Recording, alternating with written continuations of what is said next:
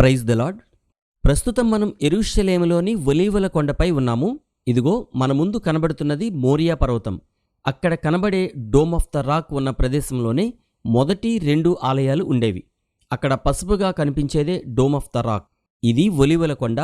ఈ కొండపై నుండే యేసుక్రీస్తు ప్రభువారు పరలోకానికి ఆరోహణమయ్యారు. ఇక్కడ ఉన్న ఈ బోర్డు చూడండి, ప్రవక్తల సమాధులు అని వ్రాయబడి ఉంది కదా.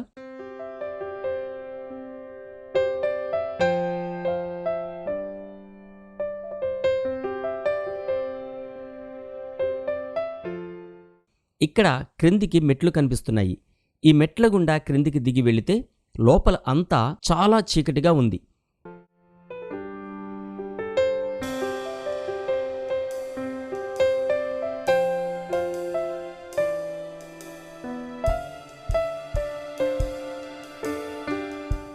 ఇక్కడికి ఎందుకు వచ్చారు, ఇక్కడ ఏముంది అని అనుకుంటున్నారా? ఇక్కడ 3 ప్రవక్తల సమాధులు ఉన్నాయి. పాత నిబంధనలోని చివరి 3 గ్రంథాలలో వ్రాయబడి ఉన్న హగ్గయి, జకర్యా, మలాకీ సమాధులు ఇక్కడే ఉన్నాయి. హోలీ ల్యాండ్ టూర్కి అనేక మంది వస్తారు, కానీ ఈ ప్రవక్తల సమాధులను చూసిన వారు చాలా తక్కువ మంది ఉంటారు. ఎందుకంటే ఈ ప్రవక్తల సమాధులను చూడడానికి గైడ్లు మిమ్మల్ని ఇక్కడికి తీసుకుని రారు. కానీ నేను ప్రతి ట్రిప్లోనూ నాతో వచ్చిన గ్రూప్ సభ్యులకు ఈ సమాధులను తప్పకుండా చూపిస్తాను. ఈ సమాధుల వద్ద ఎప్పుడూ ఒక రబ్బీ తప్పనిసరిగా ఉంటాడు. 19వ శతాబ్దంలో ఈ స్థలాన్ని రష్యన్ ఆర్థోడాక్స్ చర్చ్ కొనుగోలు చేసింది. అయినప్పటికీ ఈ ప్రదేశంలో క్రైస్తవ మత చిహ్నాలు పెట్టడానికి అనుమతి ఇవ్వబడలేదు. ఎందుకంటే ఈ ప్రదేశాన్ని సందర్శించడానికి యూదులు కూడా ఇక్కడికి ఎక్కువ మందే వస్తూ ఉంటారు. కాబట్టి ఇది యూదులకు క్రైస్తవులకు ఇద్దరికీ సంబంధించిన ప్రదేశం.